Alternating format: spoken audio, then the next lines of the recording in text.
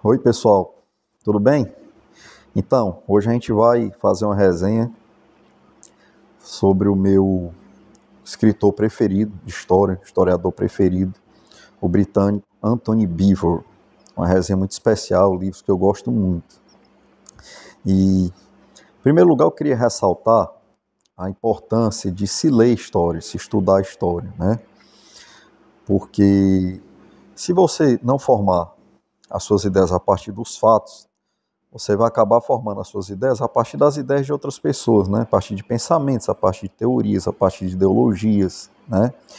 E eu, posição particular minha, eu sempre gostei de formar minhas ideias a partir de fatos consistentes.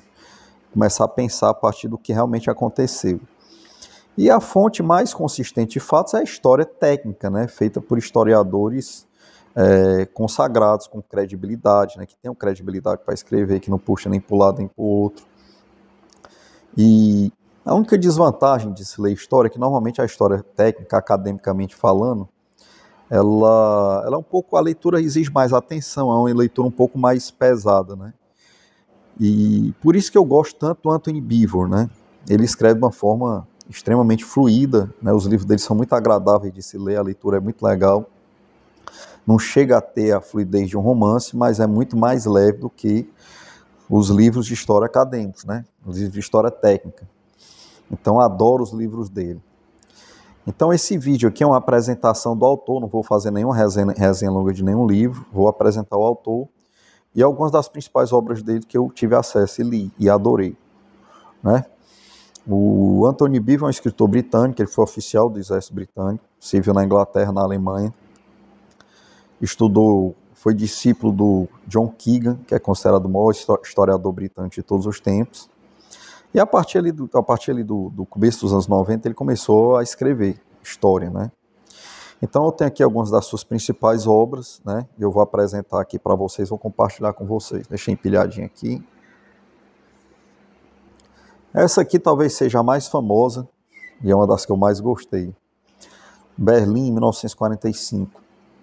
Ele mostra as batalhas finais do Exército Vermelho em direção a Berlim, né? Ele denunciou, fartamente documentado, esse livro aqui provocou a fúria das autoridades oficiais russas, né? Ele denunciou os crimes que os soldados do Exército Vermelho cometeram, né? Avançando em direção a Berlim, que também foram cometidos pelo Exército Alemão quando entraram na Rússia, né? Na União Soviética. Então esse livro aqui é dramático, ele mostra o cotidiano dos habitantes, né? Da cidade, e de repente os habitantes são atropelados por esses eventos aqui. Uma coisa muito legal em relação ao Beevor é que ele mantém a nossa atenção, eu acho que principalmente pelo fato de ele alternar macroanálise dos acontecimentos com análises intimistas, né? Ele fica alternando entre a macroanálise dos acontecimentos e a narração de eventos intimistas que aconteciam naquele contexto, né? Esses eventos intimistas, normalmente a fonte são cartas que os soldados mandavam para as famílias, né? Entrevistas pós-guerra, esse tipo de coisa. Então, primeiro livro, inclusive eu vi um compêndio desses de luxo, 100 livros que você tem que ler antes de morrer, e esse aqui era o único livro de história que estava lá, esse livro estava lá. Isso aqui é uma leitura fantástica, né? Um acontecimento histórico, né? Dramático, né? A entrada dos russos em Berlim em 1945, as últimas batalhas. Então, é o primeiro livro dele que eu recomendo.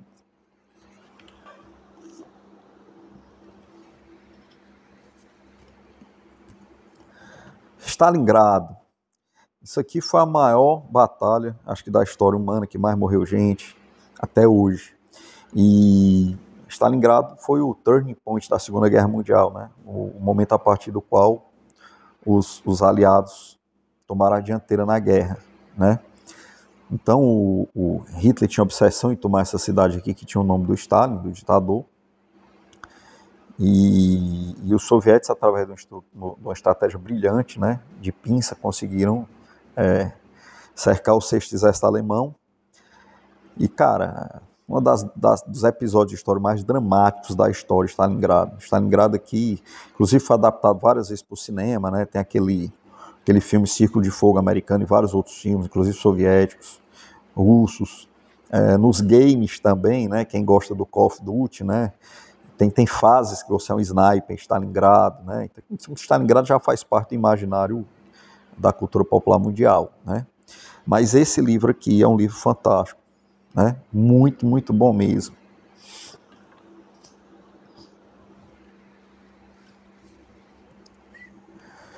Esse aqui é a Batalha da Espanha, né? Dissecada brilhantemente pelo Beevor, né? A Guerra Civil Espanhola é considerada, por muitos historiadores, já parte da Segunda Guerra Mundial, né? O round de abertura da Segunda Guerra Mundial, né?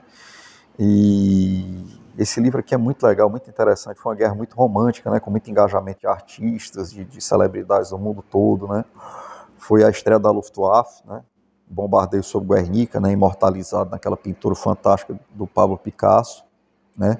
Então esse livro aqui, ele mostra tudo, né? Desde aspectos políticos, aspectos estratégicos, militares, e até o cotidiano intimista de vários ambientes, né? Ao longo da guerra, né? Então, Batalha pela Espanha, outro livro fantástico do Antônio Beevor, que eu recomendo demais.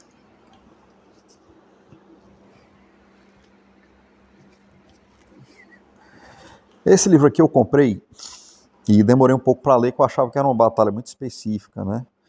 Mas está balançando a câmera, deixa eu tirar esse livro daqui. Está balançando. Cara, que coisa, está aqui embaixo mesmo. Então, esse livro aqui, A Batalha de Creta, eu demorei um pouco mais para ler, né? Mas quando eu li, eu achei assim fantástico, cara. A Batalha de Creta, a invasão da Grécia e da ilha de Creta pelos nazistas, ela aconteceu bem no começo da guerra, né? E foi uma batalha que a forma de se fazer guerra estava mudando muito rapidamente, né? Então até algumas formas de se fazer guerra foram definidas aqui nessa batalha, né?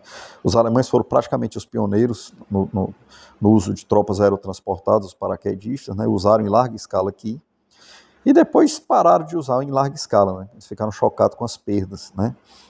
E esse livro é muito legal porque mostra os ingleses que viviam como espiões na ilha de Creta ocupada pelos alemães, né? Levavam uma vida extremamente romântica, né?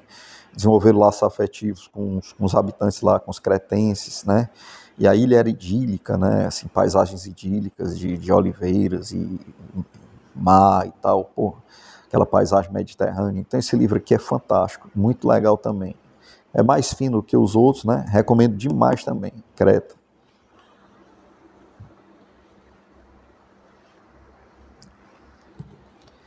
Esse aqui é um calhamaço, uma arma, né?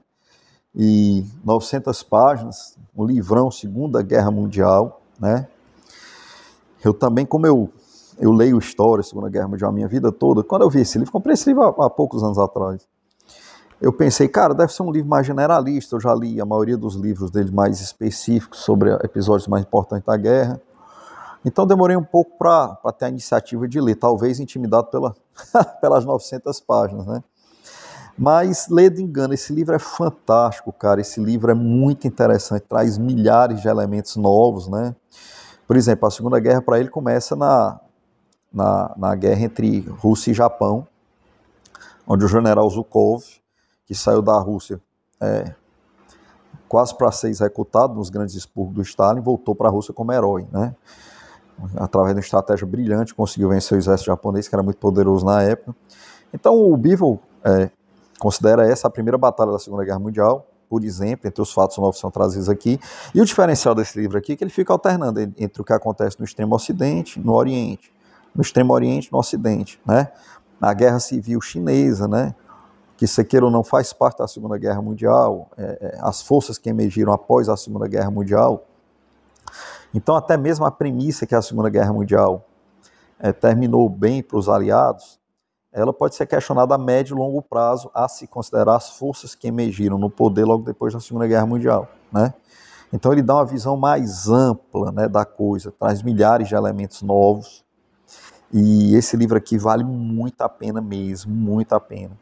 E apesar de ser grande, né, mas vale a pena, pessoal. É como quando a gente tem uma série do Netflix que a gente gosta, que a gente ama, a gente não acha bom que ela seja grande, oba, mais uma temporada e tal. O livro é a mesma coisa, se ele for bom, quanto maior, melhor, né? Então não é para ter medo de livro grande, é para ter medo de livro ruim. Livro ruim, se tiver 30 páginas, é uma tortura. Mas livro bom eu quero que seja grande mesmo. Então não tenho medo desses livros assim, tipo esse, tipo Guerra e Paz, não. É começar a ler que a coisa vai fluindo. Logicamente você leva um pouco mais de tempo, mas é um pouco mais de entretenimento também, né?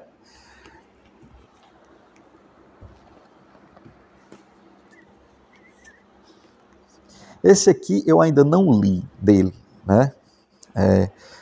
Mas estou louco para ler. Parece ser extremamente interessante. Olga Tchekova era uma artista russa que era sobrinha daquele famoso escritor Anton Chekhov, né? E ela parece que foi forçada, eu vi aqui na introdução, na contracapa, pesquisei um pouco sobre esse livro, ela foi forçada pelo Stalin a ser espiã, a serviço da União Soviética, né? Então tá aqui, tô louco para ler, esse é fininho, né? Tá na fila faz tempo, porque sempre aparece coisa que a gente acha que é mais importante e vai lendo, né? Então é isso, eu queria considerações finais dessa resenha, é o seguinte, além da importância do estudo de história para a formação das nossas ideias, o fato é que a realidade, ela muitas vezes é muito mais interessante a nível de entretenimento mesmo do que a ficção, né? Então, assim, episódios como a Segunda Guerra Mundial, cara, até Star Wars foi influenciado pela Segunda Guerra Mundial, né? Muita coisa que acontece nos filmes Star Wars bebendo dessa fonte.